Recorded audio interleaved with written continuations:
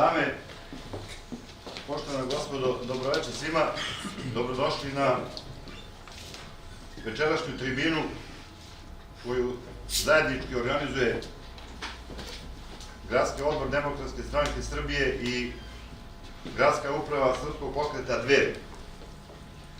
U ime organizatora zahvaljujem se svima što ste odvojili deo svog vremena da prisustvujete ovoj aktivnosti. A posebno želim da pozdravim prisutne preduzetnike i zanatlije iz našeg grada koji su našli vremena i hrabrosti da večeras budu na ovom mestu s nama. Ja ove reči da imaju hrabrosti nisam rekao slučajno, zaista verujem da u ovom vremenu cvetanja svakolike demokratije i ljudskih prava i sloboda na najvišem nivou, kako nam to svakodnevno govori aktuelna vlast, zaista treba imati hrabrosti da javno kažete ono o čemu se možda ne slažete sa aktuelnom vlašću i isto tako da imate hrabrosti da to dođete da slušate. U svakom slučaju vi znate razloge zašto je to tako i meni preostaje samo da vam se još jedan put zahvalim što ste večeras prisutni na ovoj javnoj tribini. Koristim priliku da pozdravim i predstavnike Udruženja preduzetnika Sloga iz našeg grada. Pozdravljam prisutne predstavnike medija sa teritorije našeg grada. Hvala im što su večeras uvažili poziv da budu sa nama. Ovu tribinu večeras ćemo voditi gospodin Goran Milanović, predsednik Gradske uprave Srpskog pokreta Dveri i ja, Miodrag Vukmirović, predsednik Gradskog odbora DSS-a Požarevca.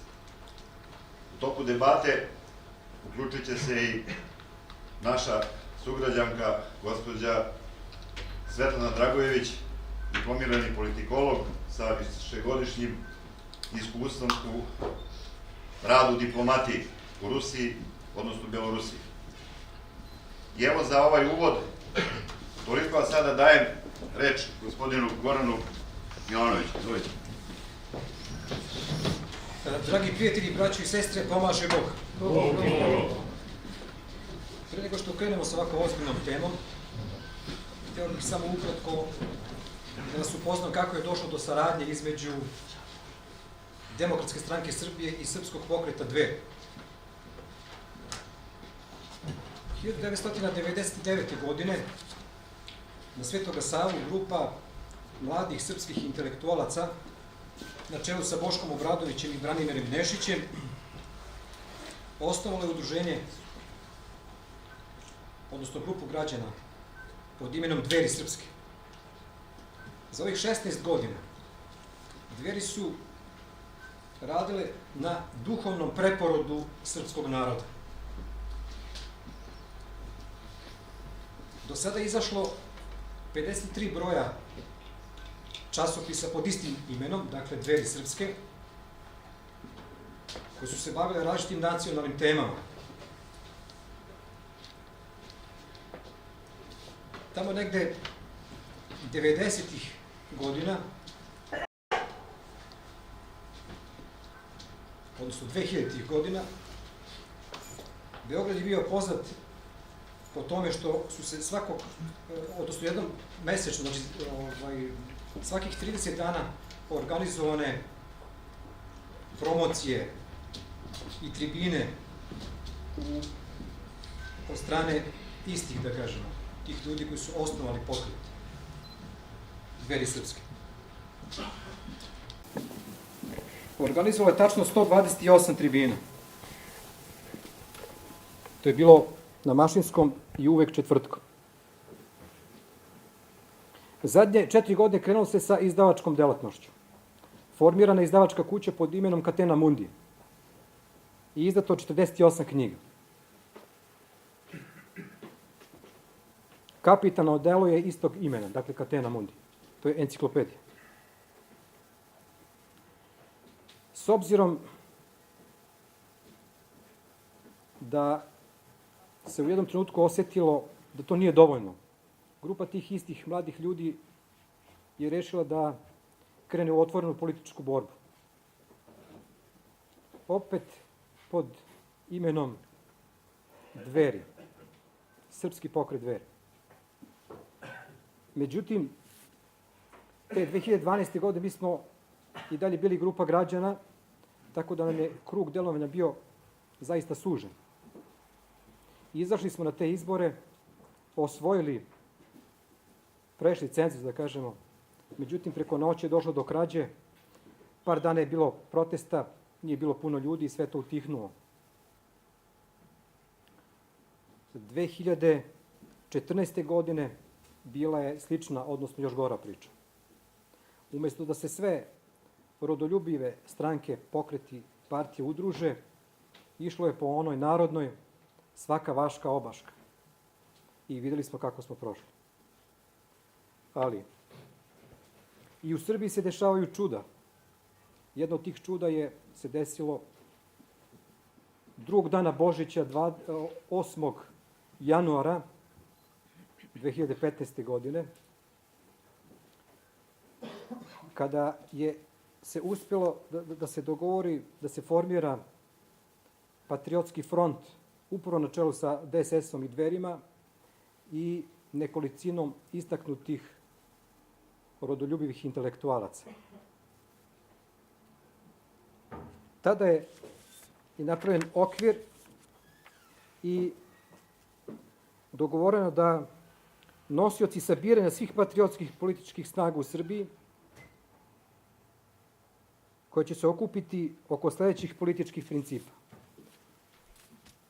Prvo, pod 1, uređenje Srbije kao jake pravne države zasnovane na demokratskim načelima. Pod 2, odbrana Kosova i Metohije u sastavu Srbije, poboljšanje uslova života i porast životnog standarda građana, odlučno protivljenje daljim evrointegracijama Srbije, 5, srpske integracije, 6, sprečavanje ulaska Srbije u NATO, 7, čvrsto povezivanje sa Rusijom, 8, uspostavljanje dugoročno održivog koncepta ekonomskog patriotizma, 9, vođenje kulturne politike koja ima za cilj snaženje nacionalnog identiteta srpskog naroda i 10, sprovođenje sistemske, neselektivne i institucionalizovane borbe protiv korupcije. Dakle, to je bilo drugog dana Božića ove godine. Ta saradnja se svakim danom sve više intenzivira. Dobro, mi smo najavili večeras temu problemi preduzetništva i zanatstva na teritoriji Požarevca. Tema u kojoj sigurno ima mnogo pitanja i mnogo problema, a te probleme, nažalost, i ova i one prethodne vlasti slabo rešavaju. O njima se slabo, o tim problemima se inače jako malo i priča i govori.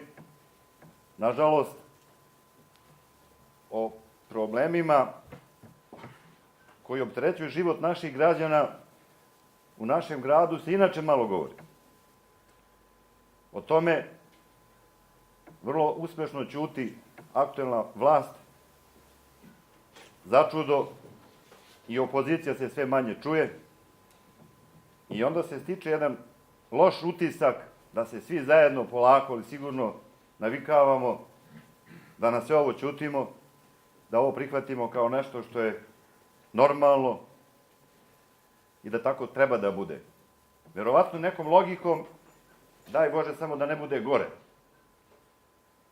A o tome da nam svima zajedno bude bolje, verovatno malo ljudi razmišlja. Iz tih razloga mi smo želeli da koliko je to moguće u ovoj situaciji, u ovim uslovima u kojima živimo, pomognemo građanima da nešto više čuju o problemima, o pitanjima koje opterećuju ovaj grad. Da ih upoznamo kako mi to vidimo moguće rešenje tih problema, da kažemo ljudima da se ti problemi mogu rešiti i bolje i uspešnije nego što se to čini sada u interesu naših građana. A da pri tome nikoga ne omalovažavamo nikoga, da nikoga ne blatimo, etiketiramo i tako dalje, jednostavno da iznesemo činjenice koje imamo i istinu koju znamo. Na vama je da procenite kome ćete o tome verovati. Inače, moram da vam kažem da sam u proteklim danima pokušavao da ovu ideju realizujemo i u medijima. Predlagao sam našim medijima da o bitnim pitanjima našeg grada organizuju nešto što će zvati tribina, okrugli stol, sastanak i kako god ga nazvali, na kome će doći sve relevantne stranke i partije ovoga grada da daju svoje mišljenje o tim problemima i o tim pitanjima, a da rezultat toga bude boljitak za sve nas, koliki toliki, bez obzira na političke boje. Naravno, da to nije prošlo, jer za sada još uvek nema takvog stepena, rekao bih, političke odgovornosti za javno izgovorene reči. Dakle, vi možete da kažete šta god hoćete u ovom periodu, uslovno rečeno šta god hoćete, i da za to više nikad nikome ne odgovarate. Čak ni ne postoji volja da se nešto promeni, i onda smo, poštovane dame i gospodo, zato tu gde jesmo. Mi se inače ne zanosimo iluzijama da mi možemo dati odgovore na sva pitanja, ni slučajno. Ali naša je želja da postavimo što više pitanja, da otvorimo što više problema koje vidimo i da za njih tražimo odgovor. Po onoj logici, dobro veče, samo izvolite, dobro došli. Po onoj logici, samo oni koji vide probleme imaju šansu da ih reše. Oni koji postavljaju pitanja, pa to su počeci nekih mogućih promena. Nažalost, ne znam koliko se slažete sa mnom, ali moj je utisak da aktuelne vlasti ove probleme jako malo vide, uključujući i preduzetništvo i zanatstvo. Zašto smo odabrali ovu temu za večeras? Ovo nam je druga tema, ovo je drugi mesec kada razgovaramo o tim bitnim temama. Zašto večeras preduzetništvo i zanatstvo? Dva su neka razloga koja su dominirala da se odlučimo za ovu temu. Prvi je što se o značaju, doprinosu, perspektivama preduzetništva i zanatstva u zadnjih nekoliko godina sve više govori. I to na svim nivoima, i stiče se utisak da je to strategijski značaj za državu i za grad. A s druge strane, u toj sektoru preduzetništva i zanatstva, nažalost, postoji sve više i više problema koji itekako uslovljavaju opstanak, razvoj i rast i preduzetništva i zanatstva.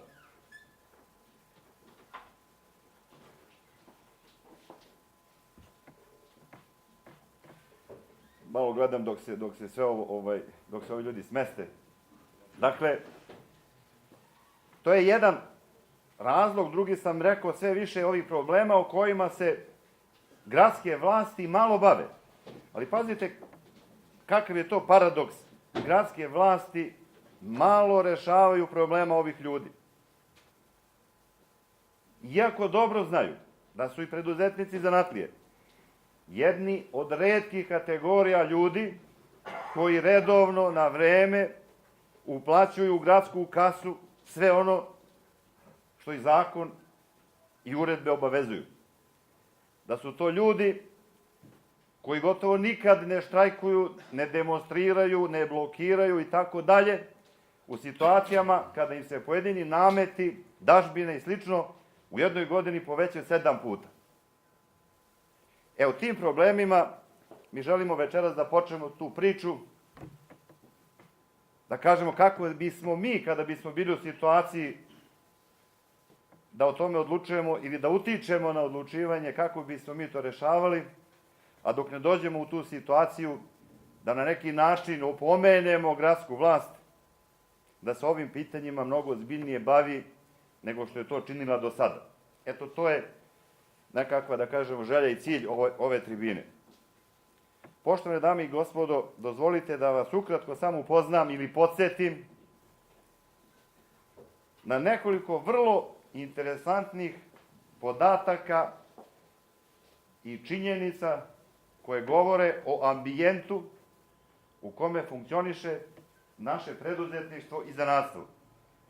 O ambijentu koji je prepun, ja bih rekao, kontraverzi, protivrečnosti i tako dalje. Evo prvi podatak, radi se o proceni vrednosti prirodnih bogatstava kojima raspolaže naša država. Kome god sam to rekao, on je bio u neverici.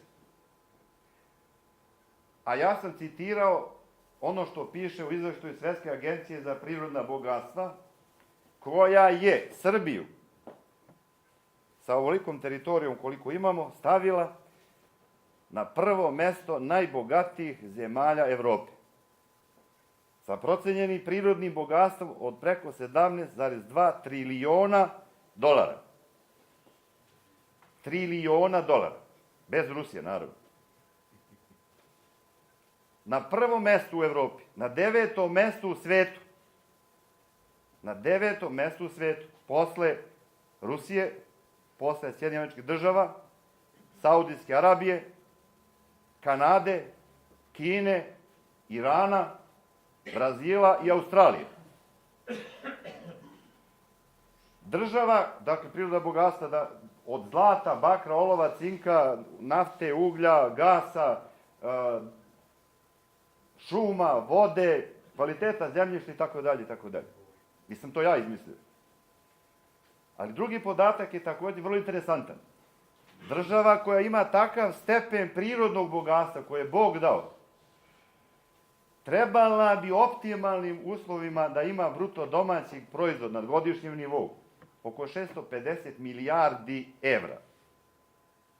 Toliko ima, na primjer, jedna mala Švajcarska, duplo manja nego što je Srbija, a znate kakve oni imaju uslove, a kakve imamo mi. Ili u nekom minimalnom naprezanju privrede oko 280 i nešto milijardi evra. Toliko ima, na primjer, jedna Belgija. Nažalost, naša Srbija u sve muke da nas ubede da je to dobro i da ide dobro, ne može da pređe iznos od 33 milijarde evra. Tu se krećemo, negde oko 33 milijarda, a pri tome već dugujemo 74%, znači negde oko 24 milijarde. Sledeći podatak. Na tim resursima na kojima leži ova država, ova Srbija, trenutno je proizvodno angažovano svega oko 18% radno zapošljenih ljudi. Dakle, od brojke koja je ukupno negde oko 1.700.000 ljudi radi, ovo predstavlja negde oko 18%, to je negde oko 350.000. I ako to podelite sa brojem stanovnika koliko imamo danas u Srbiji, to dođe otprilike, odnosno ovako, jedan proizvodi, stvara novac, a 22 ga troše. To je svetski rekord. Četvrti podatak je zaista najneverovatniji. Naš radni čovek zarađuje na 1 sat,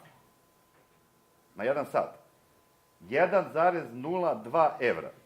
Na jedan dan, 8 sati rada, 8,16 evra. A tom istom vremenu, na primjer, u Luksemburgu, radnik zarađuje 88 evra. 11 puta više. I sad pazite paradoksa. Po tome smo u 5 najsiromašnijih zemalja Evrope. S jedne strane imate podatak da imamo najveće bogatstva, a s druge strane naš čovjek zarađuje u najnižem iznosu u Evropi u 5 nekih zemalja na dnu. Zašto je to tako? Da li ste se vi pitali? Ali da ne idemo dalje u tu raspravu, vjerojatno svima to jasno zašto je to tako i kud to sve vodi. Sledeći podatak. Kada su prethodne vlasti, a ova nastavila, rasprodali sve što se prodati moglo u takozvanom procesu svojinske transformacije, a neki stariji ljudi to zovu lopovska privatizacija. Kada su prodali ono što se prodati moglo i kada je bez posla ostalo preko 400.000 ljudi i kada je tragom nestalo preko 50 milijardi evra, oni nam sad govore da će nas spasiti strane investicije. Dakle, doći će stranci da nas spašavaju od nas samih. Nemam ja ništa protiv, taman posle. Neka dođe. Zašto to kažem? Zato što im nudimo ono što im niko, što bi rekli Crnogorci, na svijet ne nudi. Najjeftiniju radnu snagu, evo čuli ste koliko je plaćen naš radnik. Na sat ili na dan, sve jedno. Najjeftinija radna snaga u Evropi. Nudimo im najjeftinije zemljište u Evropi. A čuli ste šta sam govorio o kvalitetima i o vrednostima. Zašto? Zato što je 1 hektar u Vojvodini najplodnije zemlje danas od 4 do 12.000 evra. A u istovremeno u Danskoj, u Holandiji, od 30 do 100.000 evra. A da vas samo podsjetim, nadam se da to neće biti tako, da će od 1. januara 2017. godine, kad stupi na snagu zakon koji moramo da donesemo, da moramo da prodajemo zemlju i strancima, ta cena biti mnogo manja. I treći uslov koji privlačimo strane investicije su subvencije. Dakle, mi dajemo 10.000 evra po radniku. Za 100 radnika to je 1 milion. Za 1000 radnika to je 10 miliona. I nakon 3 godine može da ide. U tom vremenu ne plaća velike dažbine državi i mi kažemo da to ide kako ide. Ja lično smatram da to nije ekonomska reforma, ja smatram da je to rasprodaja nacionalnog resursa, nacionalnog bogatstva i da, dame i gospodo, to nas polako ali sigurno vodi da postanemo kolonija u kojoj će, ne daj Bože, naši građani biti gastarbajteri u sopstvenoj državi. Rekao sam, ne daj Bože, i ne želim da verujem u to. Dakle, to su opšti uslovi koji definišu ambijent u kome funkcioniše za nas i preduzetništvo.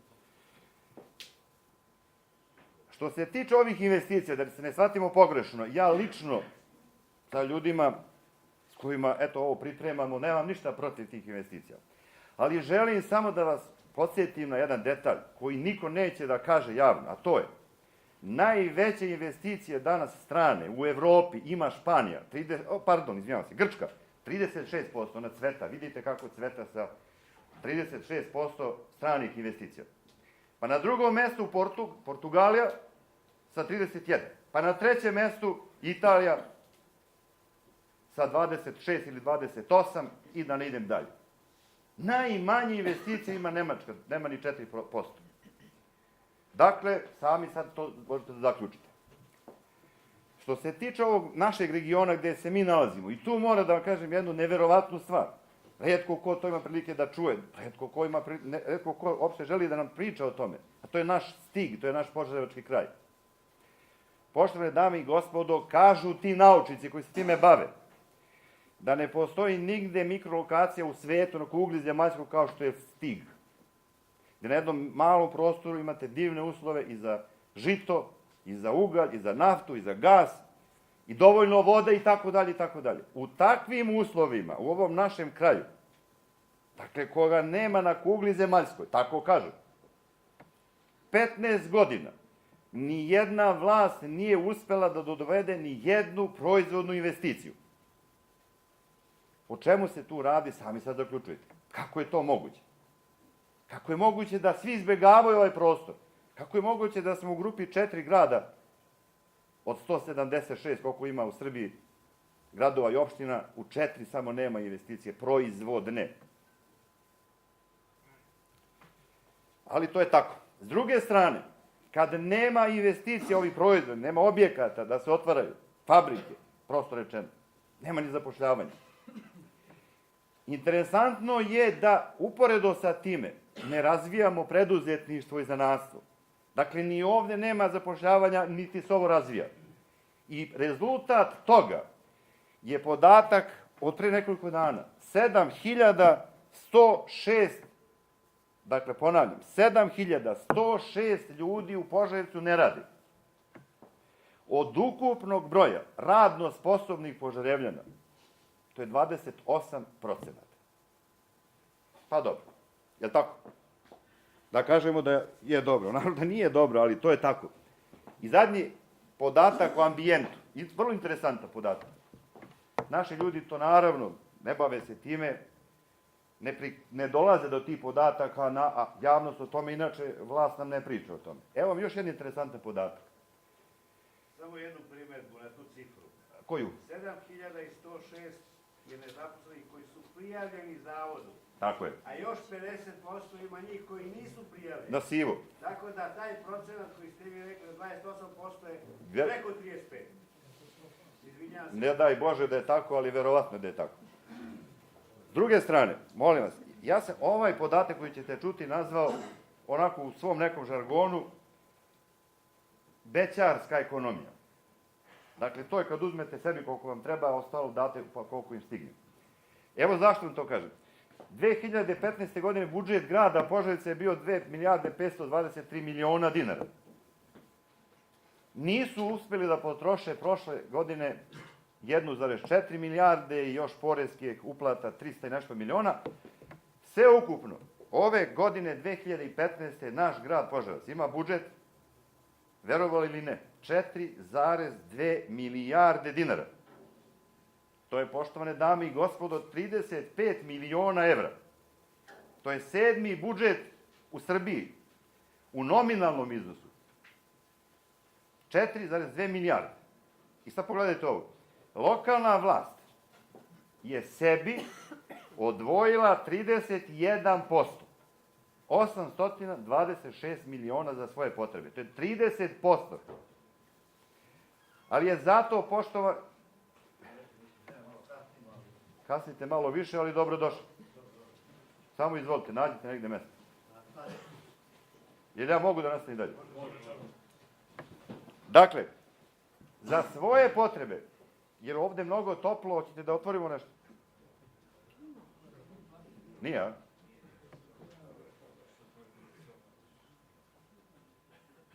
Dakle, lokalna samouprava, molim vas, tamo u tišini se smestite da nastavimo dalje. 826 miliona, 31%. Istovremeno, ta lokalna samouprava odvaja za primjer radi poljoprivredu 31 milion, 1,4%. I svake godine to pada, kažu da je to brend da nas spašava. Za primarnu zdravstvenu primjer zaštitu 1,3 miliona, 0,05. Ali je biser svega ove večeri preduzetništvo. Za razvoj preduzetništva ovaj grad je odvojio u ovoj godini 500.000 dinara. Ja sam 3 puta proveravao na onome računaru, jesam li to dobro izračunao, to je 0,006%. Poštovane dame i gospodo, to je bećarska ekonomija. Za preduzetništvo 0,006%. I šta sad? Sve ovo što sam rekao, na sve ovo naši građani verovatno to ne znaju i zato oni pokorno ćute. Gledaju svoja posla, gledaju kako da prežive. Ne veruju oni nikome da ovo može da reši, ne žele oni s nikim. I tako, na jedan direktan način, svoju sudbinu dajemo u ruke ovima da nas i dalje vode, ovi ili oni, svejedno. Da nas vode, dame i gospod, oni koji ni sebe ne znaju da vode. Koji nemaju autoriteta ni u kući svojoj i u porodici, odlučuju o našim životima. Ima li tu rešenja? Razmišljajte o tome. Nadam se da ima. Tako je. Da. Ili Japanci. Što se tiče preduzetništva, mi smo u našem programu to definisali, ali želimo ovom prilikom samo izvorno da par stvari kažem. Kako mi to gledamo? Dakle, po našem mišljenju, preduzetništvo i zanatstvo, to su iste stvari. Ali, nažalost, zanatstvo još nema ni zakon. Ali o tom potom, drugom priliku. Dakle, preduzetništvo i zanatstvo. Mi smatramo da to u ovoj situaciji zaista treba, dakle, to je buduće vreme, treba da bude, ili treba da budu jedni od najefikasnijih segmenata privrednog razvoja i grada našega i naše države. Jer mogu da daju najveći doprinos i zapošljavanju, i prometu, i rastu bruto domaćeg proizvoda. Posebno u ovom vremenu koga političari zovu vreme tranzicije. Dakle, to je vreme u kome vidite koliko ima nezapošljenih, nema investicija, pada privredna aktivnost, državna i privredna i privatna i društvena preduzeća propadaju, monopolističko ponašanje, lobi razni, siva ekonomija, kriminal, korupcija, partokratija i tako dalje i tako dalje. Posebno smatramo da preduzetništvo i zanatstvo imaju značajnu, ja bih ih nazvao socijalnu funkciju. Oni mogu da apsorbuju ovolike viškove radne snage koji u ovom procesu lopovske, ne lopovske, izvinjavam se, nego privatizacije. Dakle, u procesu svojinske transformacije ostaju bez posla. Ta mala ili sitna mala i srednja preduzeća su mnogo efikasnija u smislu prilagođavanja zahtevima tržišta, zahtevima kupaca i novih uslova proizvodnje i zato mi smatramo da preduzetništvo i zanatstvo moraju da budu jedni od najznačajnijih zadataka ekonomskog razvoja našeg grada i države u celini. I takav stav zastupamo. Evo nekoliko podataka o preduzetništvu, da vidite kako to funkcioniše kada država kaže da je to strategijska stvar. Evo vidite kako je to država organizovala, osmislila. Prvo što se tiče nekih podataka, čisto radi vaše informacije, trenutno u Srbiji i državi aktivno funkcioniše negde oko 328.000 privrednih subjekata ili privrednih društava. Negde oko 328.000. Imamo puno onih koji su u restituciju, u stečaju, u propale privatizaciji i tako dalje. Ali ovi funkcionišu. Od tog broja danas u Srbiji 99,2% su sitna, mala i srednja preduzeća. Ponavljam, 99,2% čine ovi ljudi o kojima sad pričamo. 99%. Samo 0,8% su ona velika preduzeća. Je li to dobro? Po mom dubokom ubeđenju. Ne. A čućete i gospođa Svetlana Dragović ćemo o tome pričati kako to drugi rade. Mi smo to okrenuli naopako. Ne zato što naši ekonomisti mudro to procenjuju, pa kažu da tako treba.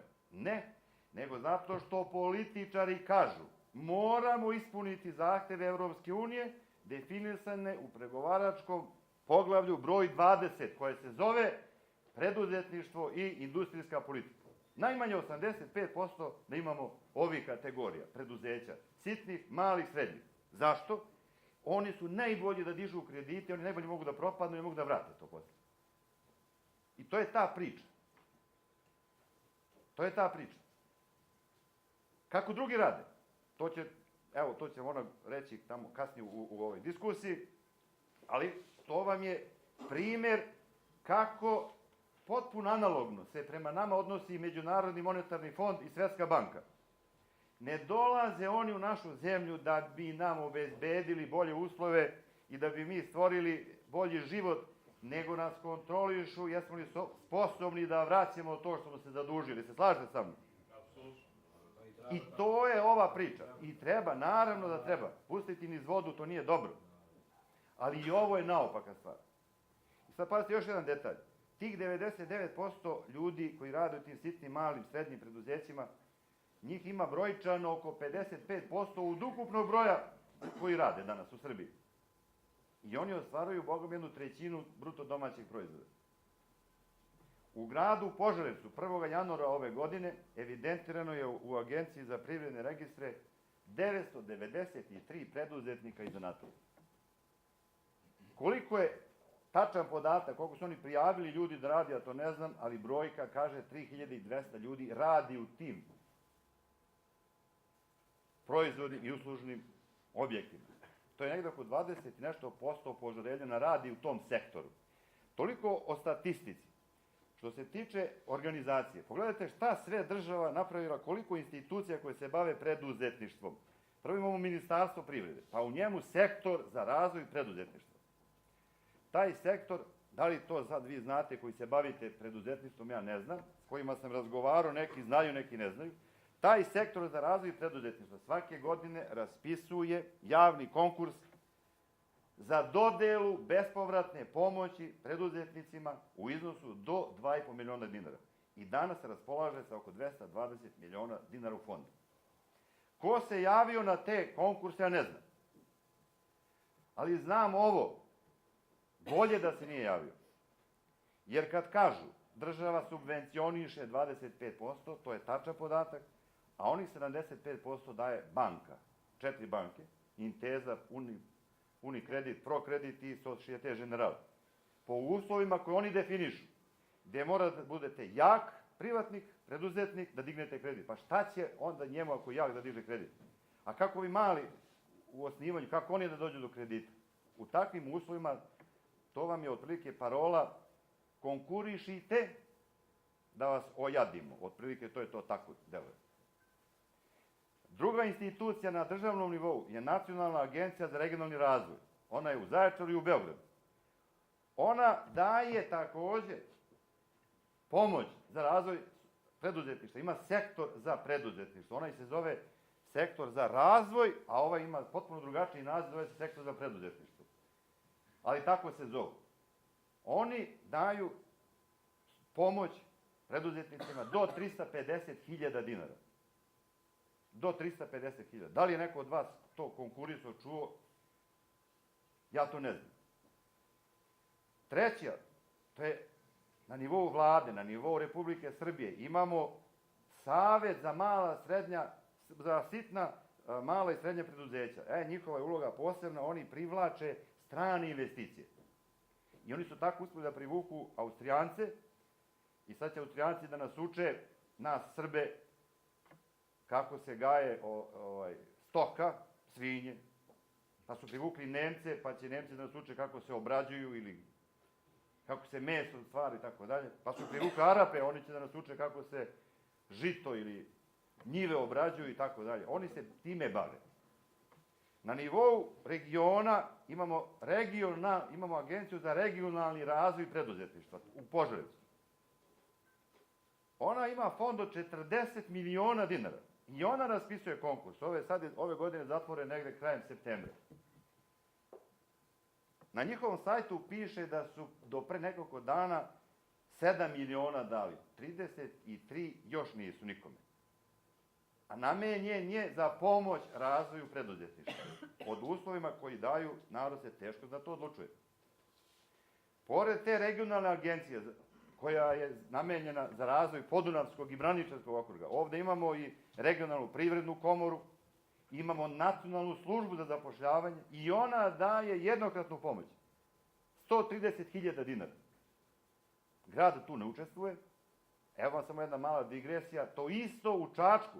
Grad Čačak daje 180.000 na tih 130, to je 310. I zato kad uđete, na primjer, u Čačak, sa svih strana kad ulazite u Čačak, to su načičkane one radnje, objekti, jer se slažete sa mnom, ste videli to u Čačku? Pogledajte kod nas. Mi to ne dajemo. To nama vjerojatno da ne treba. Osim toga, na nivou grada imamo gradsku upravu, u njoj postoji odelenje za privredu i, kažu, LER. Baš lep naziv. LER je nešto kad radi, a ništa se ne kreće. Tako, u LER-u radi. To je skraćenica za onaj lokalni ekonomski razvoj. I oni svake godine obezbeđuju velike sume novca, po znaku navoda, naravno za preduzetništvo. Ove godine 500.000 dinara. U Skupštini postoji takođe telo koje se zove Savet za ta sitna, mala, srednja preduzeća i na kraju postoji udruženje preduzetnika Sloga koje se bavi tim problemem koje ljudi imaju. Kad pogledate tu strukturu, onda ćete vidjeti da je po broju zapošljenih država zaista veliku pažnju poklonila preduzetnicima. Zaposlila je ogroman broj ljudi u birokratiji, u administraciji koji se bave njihovim problemima. Ovo sam zaista rekao malo ovako cinički. Ali je to tako. Što se tiče, dakle, to je organizacija, još samo nekoliko reči oko pravne regulative. Država je sve regulisala. Imate zakon o privrednim društvima, imate zakon o radu i imate dokument koji je krovnik, za mene najveća suština preduzetništva i ovog zanatstva u tom dokumentu, on se zove Nacionalna strategija za razvoj preduzetništva i zanatstva u Srbiji do 2020. godine. Po mom dubokom ubeđenju, skromno mislim da to nikad zaživeti neće, da je to skup lepih, ali neostvarljivih, nerealnih želja. Zašto? Evo, nabrojat ću vam razloge i to je kruna naše priče. Na kraju ostaće samo naši predlozi šta mi mislimo da uradimo. Kako bi, ne da uradimo, nego kako bismo rešavali te probleme. Evo zašto mislim da ne može da uspe. Prva stvar. Definisana je poreska politika koja je neprihvatljiva za ove ljude. Za preduzetnike, za nas, za privatnike. Definisana je poreska politika koja je demotivaciona, koja je, kako bih rekao, obeshrabrujuća. Jer svaki poslodavac za sebe i za svog radnika od 100 zarađenih dinara 63 dinara uplaćuje državi. Dakle, to je ukupan iznos negde oko 63%. Sa takvim porezom teško može da napreduje. To je jedan od najvećih razloga zašto svake godine se 10 do 15% ovih subjekata zatvori više nego što se otvori. Jer ljudi to ne mogu da podnesu. Dakle, od 100 dinara 63 mora da da državi. Država je takvu poresku politiku napravila. Uz to, ako vam kažem da imamo oko 340 raznih nameta, dažbina, poreza, taksi i po tome smo prvaci sveta. To je prvi razlog. Drugi razlog. Zato što država nije osmislila povoljnu finansijsku politiku za ove ljude. Zašto? Nema razvojne banke za preduzetništvo. Drugo, preko 85% kapitala finansijskog, znate ko drži u našoj državi? Strane banke. I one diktiraju uslove kreditiranja. Oni ih zovu zelenaške ili lihvarske. Dakle, kamate, kakve oni diktiraju, to nema nigde u Evropi. Ali je čovjek prinuđen da to uradi. Dakle, to je drugi razlog. Sa takvim finansijskim uslovima teško oni mogu da opstanu. Nema razvojne banke, nema ovo. Dakle, kako da se snalaze? Treći razlog, zbog čega ja smatram da ovo teško može da uspe, a to je državni organi niti države, dakle, niti grada, nemaju obavezu da pomažu ovim ljudima u procesu prodaje toga što stvore i naplati toga što su prodali, ili usluge i tako dalje. Nemaju obavezu. Pa to pravdaju time da ne žele da država se u to meša, ne treba ovde državni intervencionizam, ovde treba slobodno tržište. I onda formiraju preduzetnici svoje objekte, onda i država ili grad pusti niz vodu, pa kako se ko snađe, nek mu je lav. To ozbiljne države i članice Evropske unije ne rade. To ne rade ni Poljska, ja ću vam reći kako oni to rade, niti Estonija, niti Slovačka i tako dalje. Mi smatramo da trebamo da to poštujemo i da to tako ide niz vodu. Sledeće. I država i grad bi i dalje radije dopustile da se velike površine zemlje koje imamo u vlasništvu grada i objekte koje grad ima, poslovne objekte, da dalje propadaju, da čekaju strani investitore, nego da ih po povoljnim uslovima ustupe ovim ljudima. Bio je jedan pokušaj sa ovom industrijskom zonom da se to uradi, kao što je i zona propala, tako i propala taj pokušaj. A o o ideji da država ili grad, ajde uzmemo grad naš, uredi neki objekat, u infrastrukturnom smislu, pa da ga u sistemu ključ u ruke da privatniku, preduzetniku da radi, uz naravno ono sve što treba da sleduje ugovorno, o tome niko ne razmišlja. Ali ozbiljne zemlje o tome razmišljaju. Ja sam bio u situaciji da to očima svojim gledam u Kini i da to vidim u Italiji.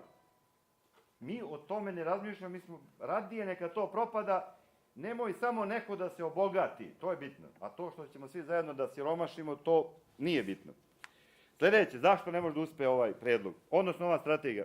Zato što lokalna samouprava ništa ne čini, niti ima obavezu da dovede bilo koje preduzeće, kategorije velikog preduzeća ili zemljoradničku zadrugu da otvori, da bi ovi ljudi imali gde da prodaju robu. Druge države takođe ne rade na taj način. U našem gradu 15 godina nema. Kome će ovi ljudi ako se bave time da prodaju nešto? Kome?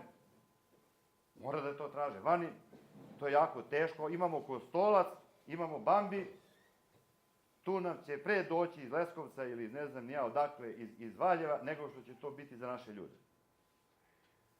I kad vi nemate takav odnos države, odnosno grada prema tim ljudima, onda ne možete očekivati i neki veliki boljitak. Sljedeća stvar, da kažemo 7. Zato što, odnosno 6. Zato što ni država, niti grad ne štite ove ljude od stranog monopolističkog ponašanja na tržištu. Dakle, od strane konkurencije, znate, uvoz je sada dozvoljen, po ovom sporazumu može sve. Mi nismo konkurentni sa tim ljudima, zato što je situacija takva kakva jeste.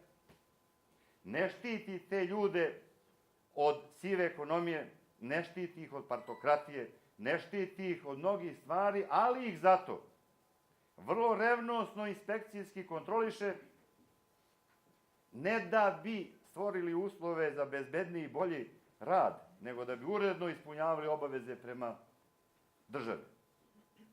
I na kraju, ni grad ni država to još nije prihvatila kao nešto svoje.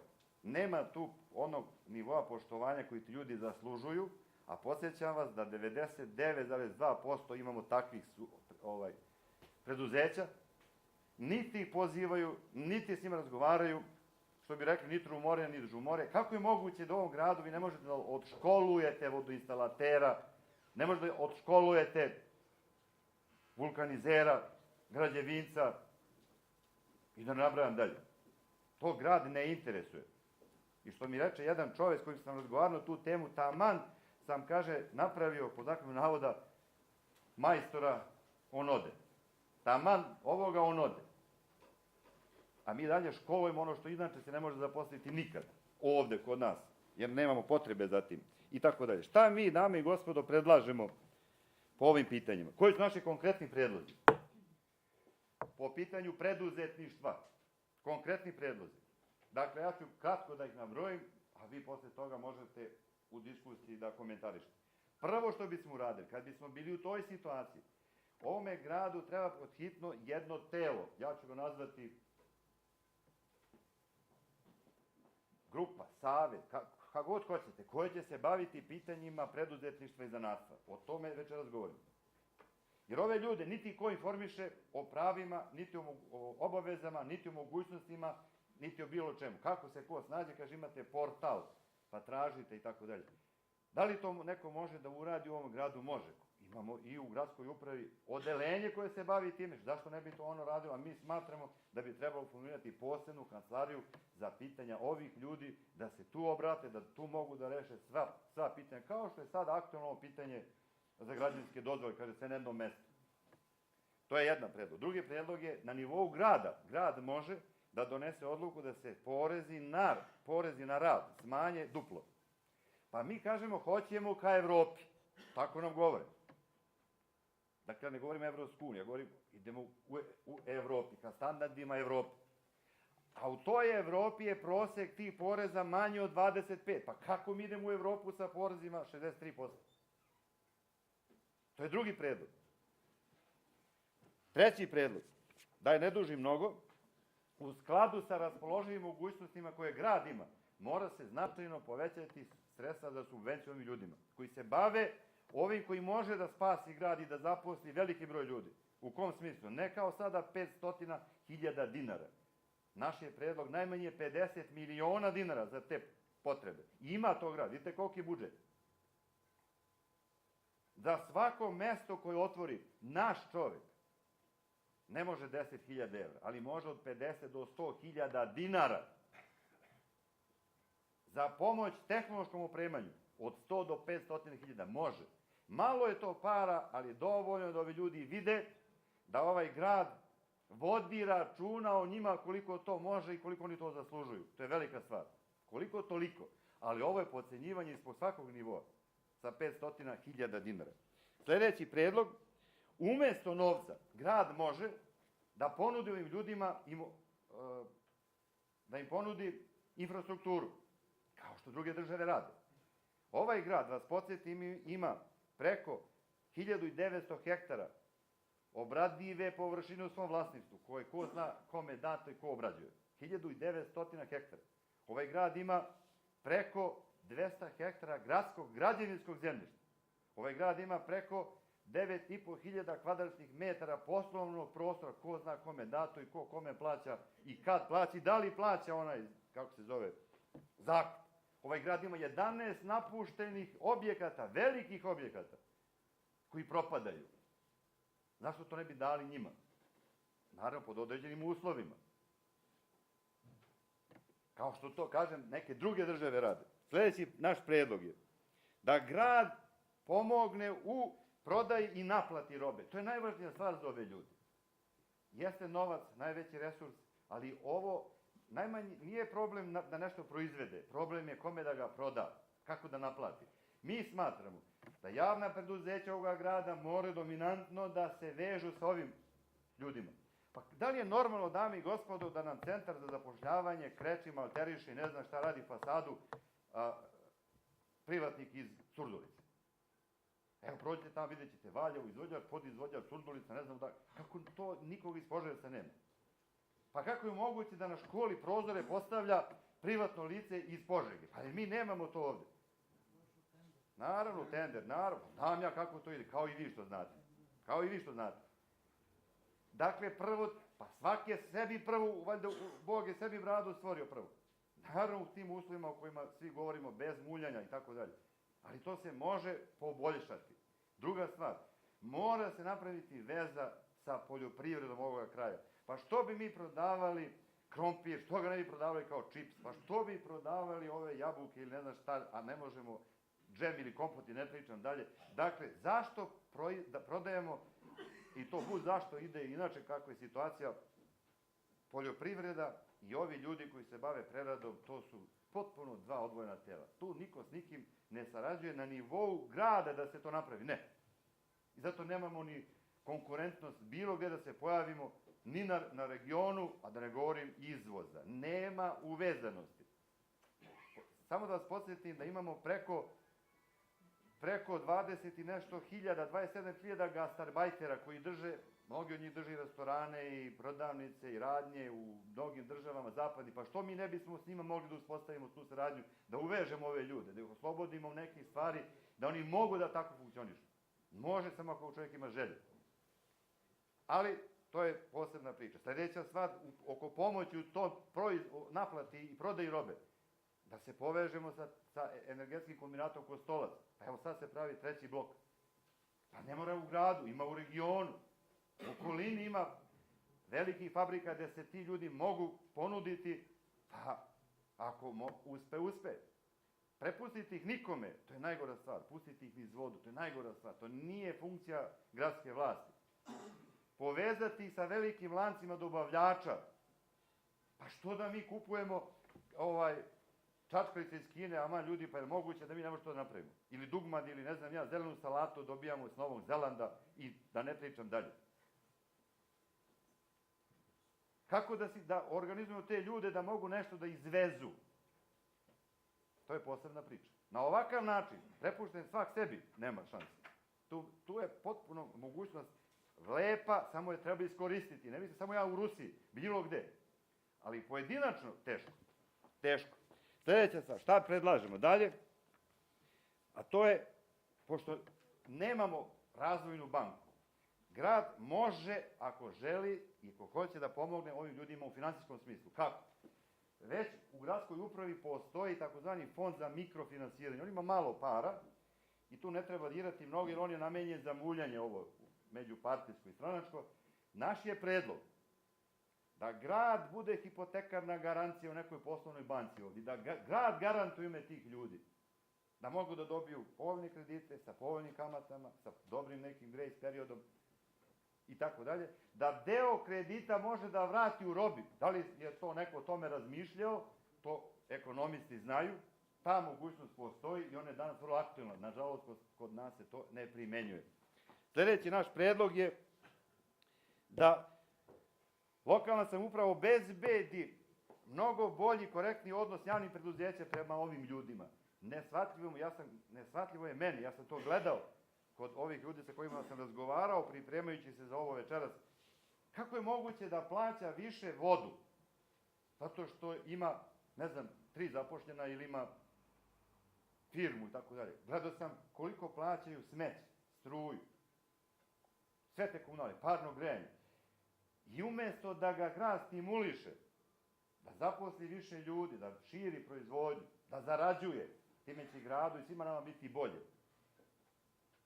On mu nameće tolike namete da teško možda funkcioniše.